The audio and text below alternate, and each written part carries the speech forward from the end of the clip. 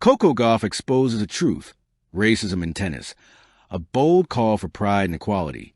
The evening sky above Doha glowed in deep shades of gold and violet as Coco Gauff stepped to the tunnel leading to the press conference room.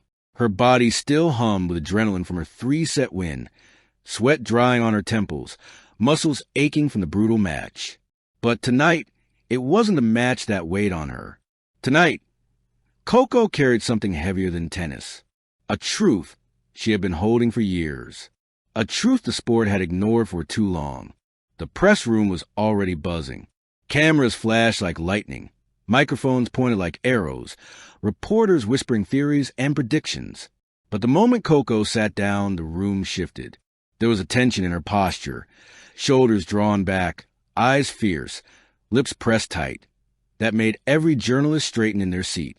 The moderator gestured to the first reporter. No one knew Coco Gauff was about to change the entire sport with one speech. The question that opened a wound. A reporter in the front row stood up. "Coco," he began, "you played brilliantly tonight. But we also noticed you looked frustrated at times between points. Can you tell us what was going through your mind?" Coco hesitated. A rare moment. A vulnerable moment. She looked down at her hands, then up at the sea of cameras and faces waiting for her words. Her voice came out soft but strong. "Can I be completely honest?" A ripple of electricity moved through the room. She exhaled slowly. "Sometimes it's not the match I'm fighting." The room froze. "It's everything around it."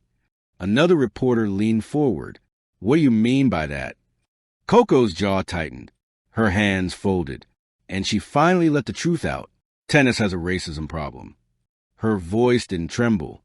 It didn't break. It hit the room like a thunderclap. Tennis, Coco said, has a racism problem. And people don't want to talk about it. Some reporters gasped. Some lowered their pens, stunned. Some raised cameras higher. Coco continued, every word sharp with honesty. "I've experienced things in this sport that people pretend don't happen. Comments, attitudes, double standards, judgments, things said to me, not about my tennis, but about who I am." Her eyes glistened, but she didn't blink them away. "For years, I stayed quiet because I thought speaking up would make me a distraction. I thought being honest would make me ungrateful or angry or too political." She looked straight into the camera. But silence only protects the people who want things to stay the same. The truth she had never spoken publicly. Coco shifted forward, eyes burning. One time, during a match last season, she said quietly, someone yelled from the stands, "Go back where you came from." The room went silent. Another time, I heard a person call me, just another loud black girl, right before I served. Her voice hardened. And those weren't isolated moments. Coco held the microphone like it held weight. When commentators describe my emotions differently from other players. When fans are harsher with me for the same behavior, they ignore in others. When people question my intelligence or my discipline instead of analyzing my game. She paused. That's racism. The reporters sat in breathless stillness. Coco was no longer giving an interview. She was delivering a reckoning. Her pain turned into courage. She clasped her hands together. For a long time, I carried that pain alone. I told myself, be strong, be quiet, don't make it worse. But every year, the pressure grew heavier. Her voice cracked for the first time. I love tennis more than anything. But loving something shouldn't mean accepting disrespect. A tear slid down her cheek, but she kept going. A call for pride. Coco wiped her face, and a new fire lit in her eyes. "But I'm proud," she said firmly. "I'm proud of being a black woman in this sport. I'm proud of my culture. I'm proud of the little girls who see me and believe they can belong too." Cameras flashed wildly. Coco's voice grew stronger, louder, more rhythmic, like a speech carved in marble. And I refused to let racism, subtle or loud, make me shrink myself. Not anymore. Not ever. A call for equality. "I want change," she said, leaning into the microphone. "Tennis needs more diversity in coaching, officiating, commentators, media, leadership. Tennis needs better protection for players of color. Tennis needs to address bias, real documented bias, in the way matches are called and players are treated. She looked at the officials sitting along the wall. And tennis needs to stop pretending it's exempt. It isn't. Another deep breath. We can't grow if we don't face the truth. The moment the room broke, a veteran reporter, someone who had covered tennis for 30 years, stood up slowly and asked, "Coco, why now? Why today?" Coco looked at him with a softness that broke every heart in the room. Because winning is great. Trophies are great. But if I only use my platform to celebrate the good things and stay silent about the painful things, then what am I really doing? She lifted her chin. Tonight, I felt something change in me. I don't just want to be remembered for titles. I want to be remembered for truth.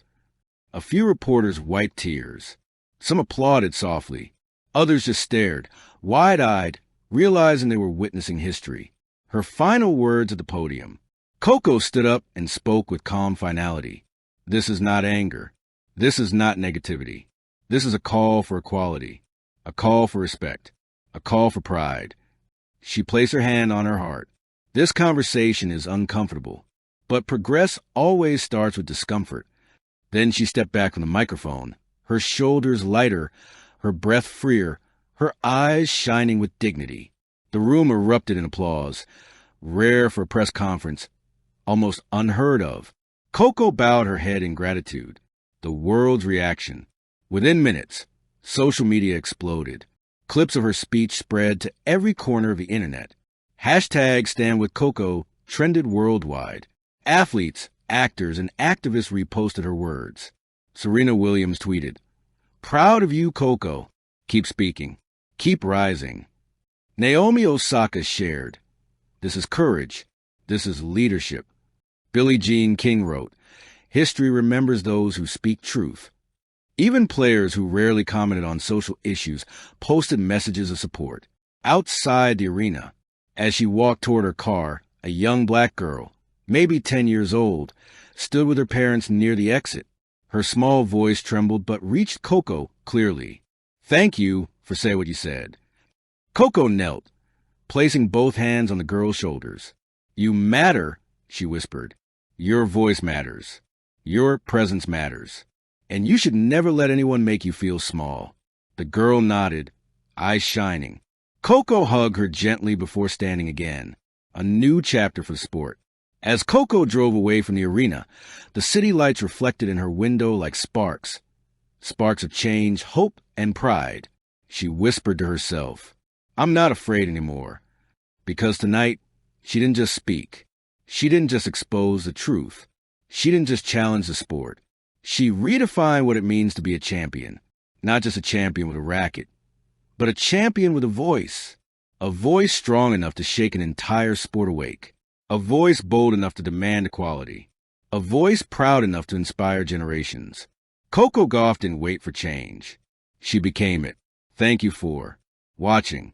Please don't forget to hit the subscribe button, like, and share. Till next time.